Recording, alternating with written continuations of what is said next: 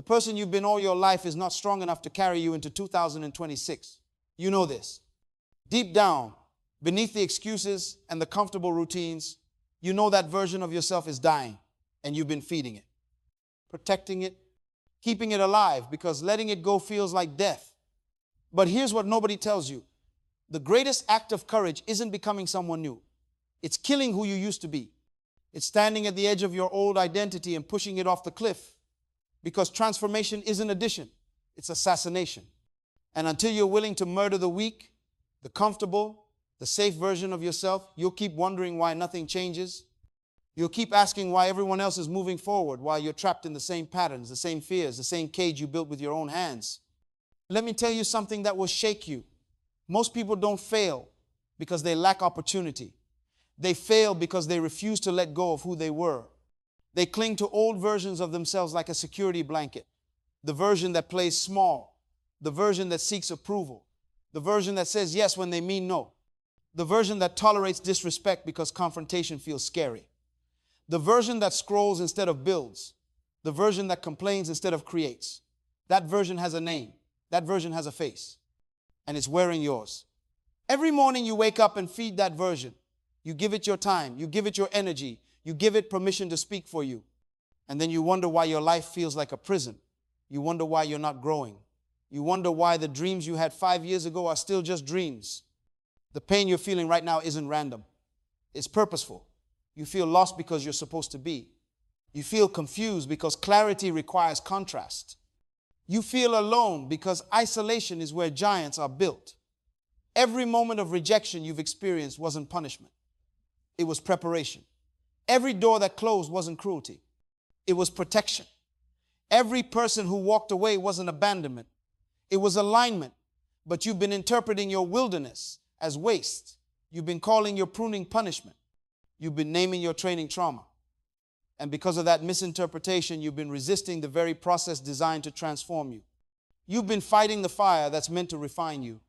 You've been running from the pressure that's meant to shape you. Listen carefully.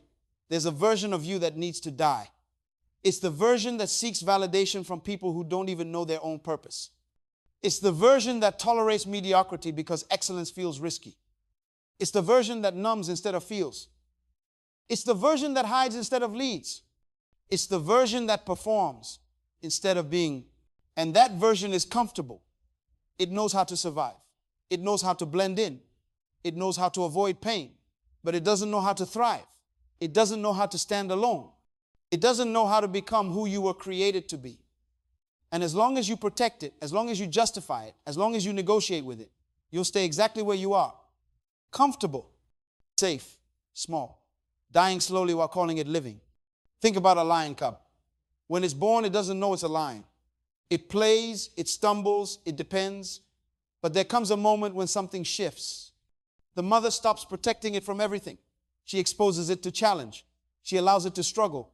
She lets it feel hunger. She lets it face danger. Not because she's cruel, because she's wise. Because a lion that never hunts will starve in the wild. A lion that never fights will die in the territory. A lion that never roars will be forgotten by the pride. The cub must kill the version of itself that plays in order to become the version that dominates. The soft must die so the strong can emerge. The dependent must die so the leader can rise. And you're no different. There's a version of you that's been playing. There's a version of you that's been comfortable in dependence. There's a version of you that's been silent when you should have roared. And that version is keeping you caged. I want you to think about a seed. When it falls into soil, it's buried. It's covered in darkness. It's crushed by weight. And if that seed could speak, it would probably say it's being punished. It would probably say it's dying. It would probably cry out for rescue. But what looks like death is actually activation. What feels like burial is actually positioning. What seems like pressure is actually preparation. Because a seed cannot become a tree while it stays a seed. It must break. It must split. It must surrender its current form to unlock its future form. And you've been treating your breaking like failure. You've been calling your splitting dysfunction. You've been resisting the very process that's trying to birth the giant inside you. You want the tree without the burial. You want the strength without the breaking. You want the emergence without the darkness. But that's not how transformation works. You don't add to who you are. You destroy who you were. Here's what most people miss. Movement is not the same as direction. You can be busy and still be lost. You can be active and still be aimless. You can be surrounded and still be alone. Because motion without purpose is just noise. Activity without intention is just distraction. Connection without depth is just performance. And you've been moving. You've been busy. You've been performing. But deep down, you know something's missing. You know you're not where you're supposed to be. You know the life you're living isn't the life you were designed for. And the reason you know this is because there's a version of you trying to emerge. A version that's been waiting. A version that's been watching. A version that's been screaming from the inside. And every time you ignore it, every time you silence it, every time you choose comfort over courage, you betray yourself. You delay your destiny. You waste your now. Before I continue, answer one question honestly. When was the last time you made a decision based on who you're becoming instead of who you're being? When was the last time you chose growth over comfort? When was the last time you said no to something familiar because you knew it was keeping you small? If you can't answer that, you're still feeding the old version. You're still protecting the weak. You're still negotiating with mediocrity. If you're still listening, something inside you is waking up. Something inside you is tired of the excuses. Something inside you is ready to fight. And that something is the real you, the powerful you, the you that's been buried under fear and doubt and other people's opinions. That you is ready to take over. But it can't coexist with the old you. One must die so the other can live. Let me tell you about a craftsman. He takes a blade, dull, weak, useless in its current form. And he doesn't speak gently to it. He doesn't encourage it. He doesn't affirm it. He puts it to the fire. He puts it to the stone. He scrapes it. He sharpens it. He removes everything that's not the blade. And to the blade, this feels like destruction. It feels like violence. It feels like the end. But the craftsman knows something the blade doesn't. He knows that what feels like breaking is actually building. What feels like loss is actually refinement. What feels like the end is actually the beginning. And you've been the blade. Life has been the craftsman. And you've been resisting the sharpening because it hurts. You've been calling it unfair. You've been asking why. But the craftsman doesn't explain to the blade. He just works because he sees what the blade will become. He sees the purpose. He sees the edge. And he knows that a dull blade is worse than no blade at all. Useless, ineffective, forgotten. Here's the truth that will set you free. You've been asking the wrong question. You've been asking, why is this happening to me? The real question is, what is this making me? You've been focused on the pain. The real focus should be on the product. You've been counting the losses. You should be counting the lessons. Because everything you've been through wasn't meant to break you. It was meant to build you. Every betrayal was teaching you discernment. Every failure was teaching you resilience. Every rejection was teaching you self-reliance. Every loss was teaching you what matters. But you've been so focused on the wound that you missed the wisdom. You've been so angry about the process that you rejected the promotion. And now you're stuck, bitter, wounded, blaming everyone except the one person who has the power to change everything. Think about a forest. Trees don't grow because someone's cheering for them. They grow in silence. They grow through storms. They grow through seasons where nothing seems to be happening. Roots go deep when no one's watching. Strength forms in the dark. Height comes from pressure. And the tallest trees in the forest aren't the ones that had it easy. They're the ones that had to fight. They're the ones that faced wind. They're the ones that survived drought. They're the ones that pushed through rock. And you've been comparing your growth to people who haven't faced what you faced. You've been looking at their height and forgetting their soil. You've been envying their fruit and ignoring their roots. But your soil is different. Your season is different. Your assignment is different. And the version of you that needs validation from their journey will never step into your own. You have to kill the comparison. You have to kill the envy. You have to kill the need to be understood by people who aren't called to your level. I need you to hear this. The version of you that's afraid of being alone is the version that will never lead. The version of you that needs the crowd is the version that will never find your voice. The version of you that performs for applause is the version that will never know peace. Because leadership is lonely. Purpose is isolating. Greatness is misunderstood. And if you can't handle the silence, you'll never handle the stage. If you can't handle the wilderness, you'll never handle the promised land. If you can't handle being unseen, you'll never handle being seen. The people you admire, the ones who changed the world, the ones who built empires, the ones who shifted culture, they all had one thing in common. They all killed the version of themselves that needed permission. They all killed the version of themselves that needed agreement. They all killed the version of themselves that needed comfort. And they stepped into the version that was willing to stand alone, willing to be misunderstood, willing to be criticized, willing to pay the price. Here's what separates those who transform from those who stay stuck. The ones who transform make the decision before they feel ready. They kill the old version before the new one is fully formed. They step into the unknown while everyone else is waiting for certainty. They burn the boats. They cut the ties. They close the door. They don't leave themselves an escape route back to mediocrity because they know something you're still learning. Comfort is the enemy of greatness. Safety is the graveyard of potential. And if you give yourself the option to quit, you will. If you give yourself the option to go back, you will. If you give yourself the option to stay small, you will. So the ones who win don't give themselves options. They make transformation the only path. They make growth the only choice. They make excellence the only standard. And they do it before they're ready. They do it while they're scared. They do it when everyone's watching and waiting for them to fail.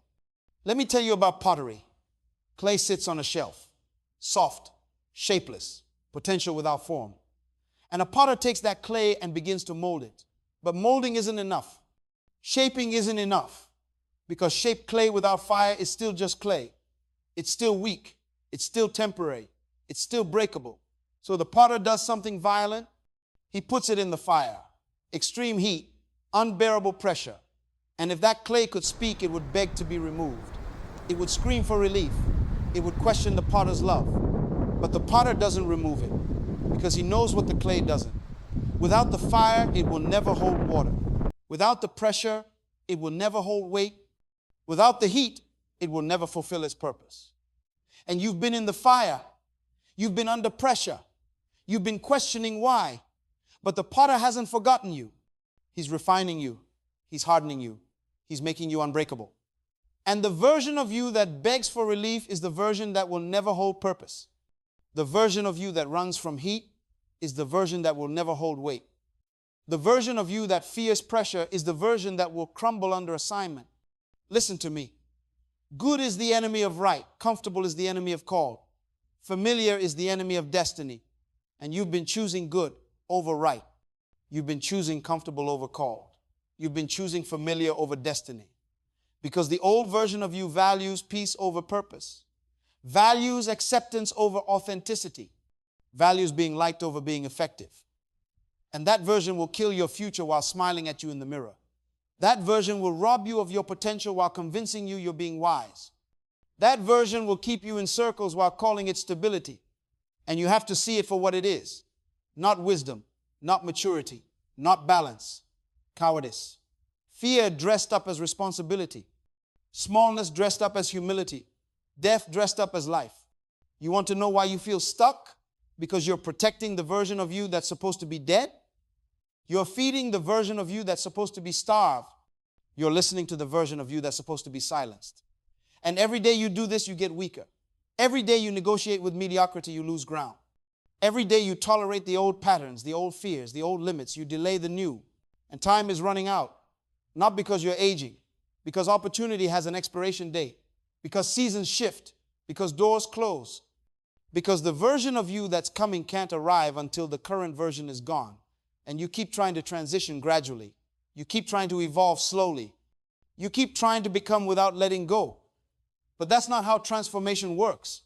Transformation is violent. It's sudden. It's complete. It's death and rebirth in the same moment. Think about a person walking through fog. Every step feels uncertain. Every direction looks the same. And they're moving, but they don't know if they're moving forward or in circles. So they stop. They wait. They hope the fog will clear. But fog doesn't clear because you wait. It clears because you move. It clears because you push through. It clears because you take the step even when you can't see the path. And you've been waiting for clarity. You've been waiting for a sign. You've been waiting for permission. But clarity doesn't come before action. It comes through action. The sign doesn't appear before the step. It appears after. Permission doesn't come from outside. It comes from inside. And the version of you that's waiting will wait forever. The version of you that needs to see before believing will never see. The version of you that needs guarantees before moving will never move. You have to become the person who steps into the fog, who moves without seeing, who builds without knowing, who fights without certainty, because that's where giants are made, in the fog, in the unknown, in the terrifying space between who you were and who you're becoming. Before 2026 arrives, you have a choice. You can bring the old version with you, drag it into the new year, feed it the same excuses, protect it with the same justifications, or you can kill it right now, right here. You can decide that the person you've been is not the person you're becoming. You can decide that the patterns that got you here won't take you there. You can decide that the old identity, the old fears, the old limits, they die tonight, and something new is born, something stronger, something clearer, something that doesn't need validation, doesn't need permission, doesn't need comfort, something that's willing to stand alone, willing to be misunderstood, willing to pay the price, because that version of you already exists. It's not something you have to create. It's something you have to uncover. It's under the fear. It's under the doubt. It's under the people-pleasing and the approval-seeking and the playing small. It's been there the whole time, waiting, watching, ready. And it's asking you one question. Are you ready to let me out? Are you ready to kill what's keeping me buried? Are you ready to stop protecting the weak and start becoming the strong? Your life will not change until you change. Your situation will not shift until you shift. Your future will not arrive until you become the person capable of receiving it. And becoming that person requires killing the person you are, not improving them, not encouraging them, not motivating them, killing them, because they're the block, they're the ceiling, they're the cage. And you've been trying to redecorate the cage. You've been trying to make it comfortable. You've been trying to convince yourself it's not a cage at all. But deep down, you know, you feel it every morning when you wake up and something inside you says, this isn't it. You feel it every night when you lie down and something inside you whispers you're capable of more. You feel it in the quiet moments when no one's watching and the mask comes off and you see yourself clearly. And what you see scares you, not because you're weak, because you know you're stronger than you've been acting. Not because you're lost, because you know exactly what you're supposed to do and you've been avoiding it. Not because you lack potential, because you've been wasting it. The people who will dominate 2026 are making decisions right now. They're not waiting for January 1st. They're not waiting for motivation. They're not waiting for perfect conditions. They're killing the old version today. They're stepping into the new today. They're making the hard choice today. And when the calendar flips, they won't be starting. They'll be continuing. They won't be hoping. They'll be building. They won't be trying. They'll be doing. Because they understand something you're just beginning to grasp. The future doesn't reward the hopeful. It rewards the decisive. It doesn't celebrate the dreamers. It celebrates the builders. It doesn't crown the talented. It crowns the relentless. And relentless isn't something you feel.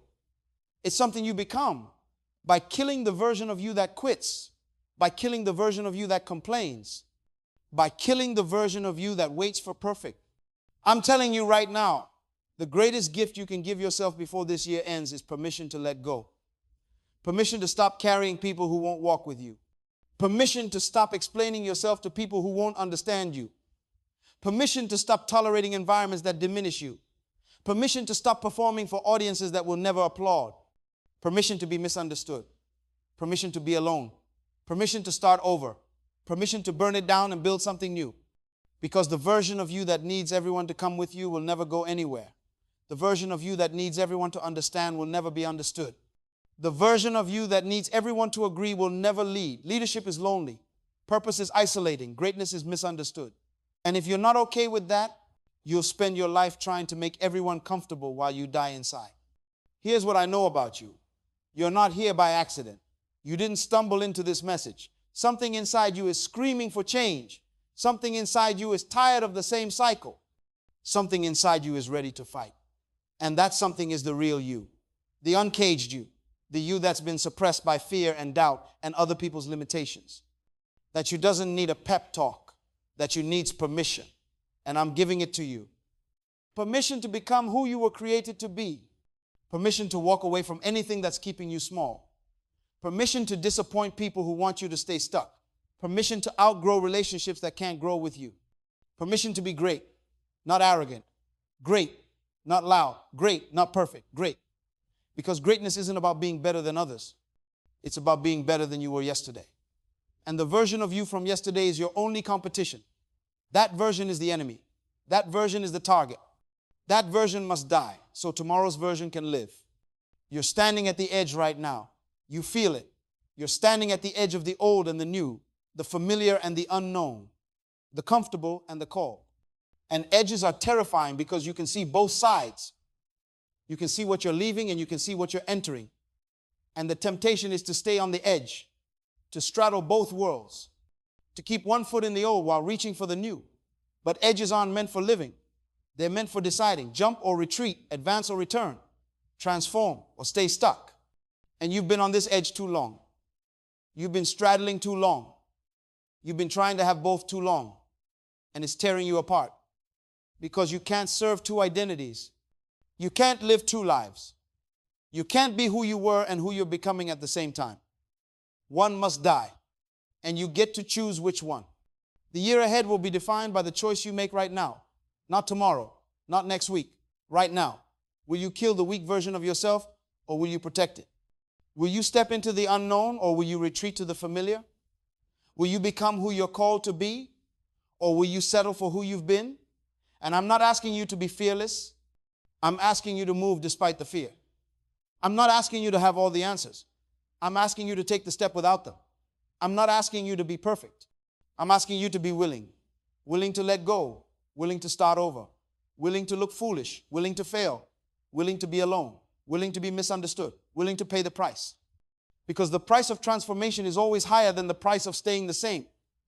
But the cost of staying the same is your destiny, your potential, your purpose, your peace. And that's too high. So here's my final word to you. Kill that weak version of yourself. Stop feeding it. Stop protecting it. Stop justifying it. Look it in the eye and tell it the truth. You're not coming with me. You're not strong enough. You're not ready. You're not worthy of where I'm going. And I'm not waiting for you anymore. I'm not negotiating with you anymore. I'm not letting you speak for me anymore. You die here. You die now. You die tonight. And something new is born. Something that doesn't flinch. Something that doesn't break. Something that doesn't quit. Something that's been buried under excuses and fear and comfort for too long. Something powerful. Something unstoppable. Something that looks like you but doesn't act like you used to. And that something is taking over. Right now. Not tomorrow. Not next year. Now. Because the future you've been praying for is waiting for the person you've been avoiding becoming. And that person is on the other side of this death. On the other side of this fire. On the other side of this choice. So choose. Die and live. Or live and die. But choose now. Because 2026 is coming. And it will either meet the new you or bury the old you.